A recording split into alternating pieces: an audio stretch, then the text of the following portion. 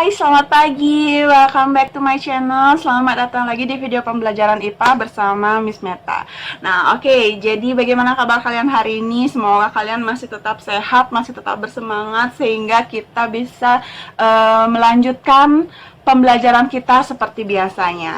Nah, oke. Jadi di video kali ini Miss Meta mau mengajak kalian untuk melanjutkan membahas materi kita di subtema kemarin. Jadi kemarin kita sudah bahas subtema 1 dan sekarang kita akan lanjut ke materi di subtema kedua. Nah, jadi nanti silahkan kalian simak video ini baik-baik. Jadi kalian juga bisa membaca buku pena 5D kalian atau buku ESPS IPA kalian ya. Nah, jadi materi apa yang akan kita bahas hari ini? Silahkan kita lanjut ke next video. Halo, selamat pagi. Selamat datang kembali di video pembelajaran IPA bersama Miss Meta. Oke, anak-anak kelas 5 semua. Jadi kali ini Miss Meta akan mengajak kalian untuk kembali membahas materi di mana materi ini merupakan lanjutan daripada materi kita minggu lalu. Nah, jadi minggu lalu kita sudah membahas mengenai apa itu materi, zat tunggal, unsur, senyawa, serta zat campuran. Dan video kali ini Miss Meta akan mengajak kalian untuk lebih detail lagi membahas mengenai zat campuran.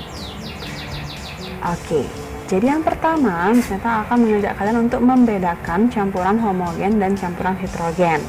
Jadi minggu lalu Miss Meta sudah menjelaskan perbedaan dari kedua campuran ini. Nah, jadi campuran yang pertama adalah campuran homogen. Jadi campuran homogen di sini memiliki ciri yang pertama, partikel penyusunnya tidak dapat dibedakan dan larutan ini menyatu dengan sempurna. Nah, jadi apabila kita membuat sebuah campuran homogen, apabila kita sudah mengaduk dan zat partikelnya sudah menyatu dengan sempurna, maka kita sudah tidak dapat lagi membedakan mana saja partikel-partikel dari penyusun campuran tersebut. Nah, yang kedua itu ada campuran heterogen. Jadi campuran heterogen di sini memiliki ciri yang pertama, partikel penyusunnya dapat dibedakan. Dan yang kedua, tidak menyatu dengan sempurna. Nah, jadi lebih mudahnya, zat campuran heterogen ini adalah kebalikan daripada campuran homogen. Oke, contohnya. Jadi perhatikan gambar berikut. Nah, jadi pada gambar ini kita bisa melihat bahwa campuran ini tersusun atau terbuat daripada campuran sirup cair dan air mineral. Nah, jadi setelah kita melarutkan atau mencampurkan sirup cair dalam segelas air ini dan kita aduk, jadi akan kita lihat perubahannya. Jadi perubahannya adalah di mana air yang awalnya berwarna bening, di sini akan berubah warna menjadi kemerahan dan rasanya pun berubah menjadi manis. Nah, hal ini disebabkan oleh sirup yang telah larut sempurna di dalam air. Nah, jadi karena kita tidak mampu lagi membedakan yang mana sirup cair dan yang mana air, jadi larutan ini disebut dengan campuran homogen. Nah, di gambar kedua, jadi di sini di gambar yang kedua Miss Meta perlihatkan gambar di mana larutan sirup atau sirup yang sudah kita campur dengan air ini kita tambahkan dengan potongan buah. Nah, jadi air sirup yang awalnya merupakan campuran homogen kini berubah menjadi campuran heterogen. Nah, kenapa? Karena hal ini disebabkan oleh potongan buah yang tidak mampu larut di dalam larutan sirup atau air sirup. Nah, karena potongan buah di sini tidak mampu larut secara sempurna di dalam air sirup, maka campuran ini disebut dengan campuran heterogen karena partikel penyusunnya masih dapat kita bedakan.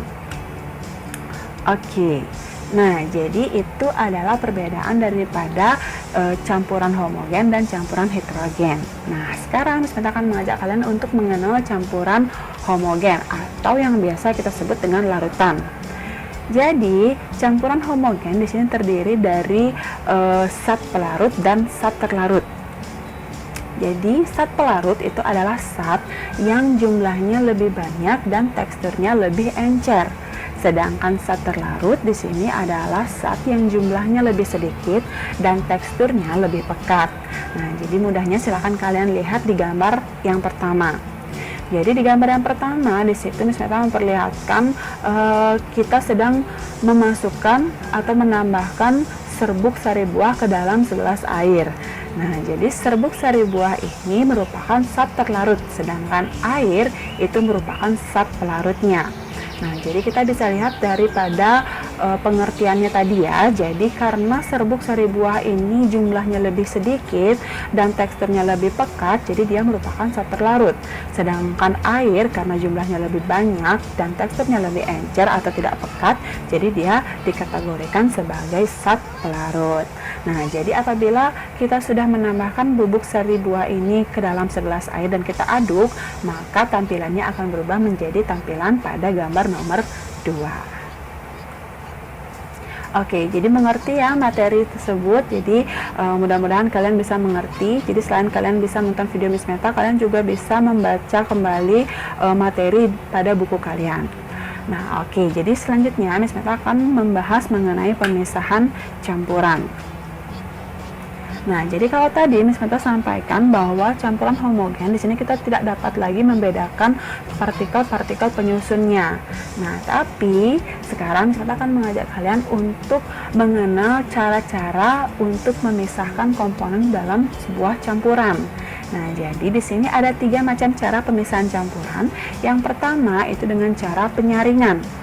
Nah, jadi penyaringan ini adalah teknik pemisahan campuran yang berdasarkan kepada perbedaan ukuran partikel zat yang ada dalam campuran tersebut. Nah, jadi maksudnya adalah jadi komponen-komponen pada campuran itu memiliki ukuran yang berbeda-beda. Ada yang lebih besar, ada yang butirannya juga lebih halus.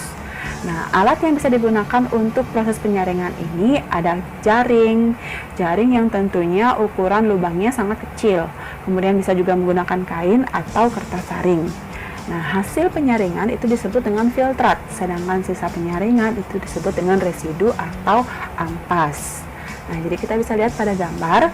Nah, di sana terlihat penyaringan minuman kopi. Jadi kopi itu disaring sehingga dapat dihasilkan larutan kopi yang tidak ada ampasnya. Jadi ampasnya sudah tertinggal pada kertas saring. Itu adalah proses daripada penyaringan.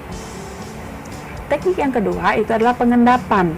Nah, jadi pengendapan itu adalah teknik pemisahan campuran yang berdasarkan kepada perbedaan berat daripada zat yang ada dalam campuran.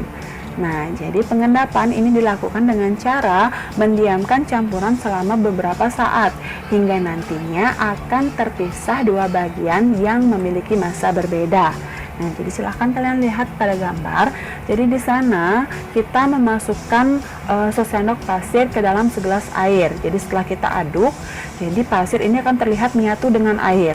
Tapi apabila kita diamkan beberapa saat, maka lama-kelamaan pasir karena dia memiliki berat, jadi dia akan turun kembali ke dasar gelas sehingga nantinya air akan terpisah dengan pasir tersebut. Jadi ini disebut dengan teknik pengendapan. Yang terakhir itu adalah teknik yang ketiga, yaitu teknik penguapan. Nah, jadi teknik penguapan ini adalah teknik yang dilakukan dengan cara menguapkan salah satu zat penyusunnya. Yang sudah pasti yang kita uapkan di sini adalah zat yang memiliki wujud cair. Nah, jadi proses ini biasa dilakukan pada proses pembuatan garam. Jadi pada proses pembuatan garam itu air laut akan diuapkan sehingga nantinya akan terbentuk kristal-kristal garam.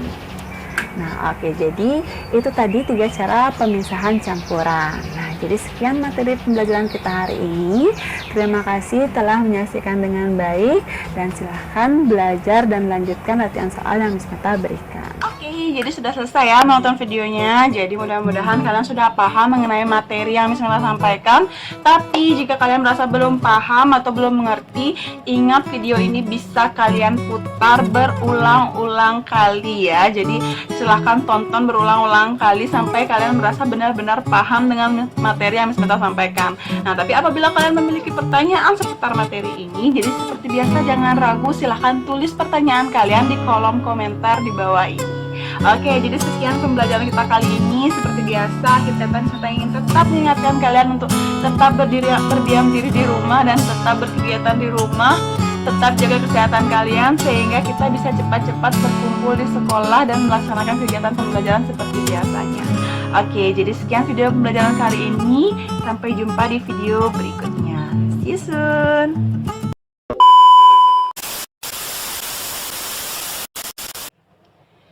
Pagiku cerahku, matahari bersinar, ku gendong tas merahku Ibunda, selamat pagi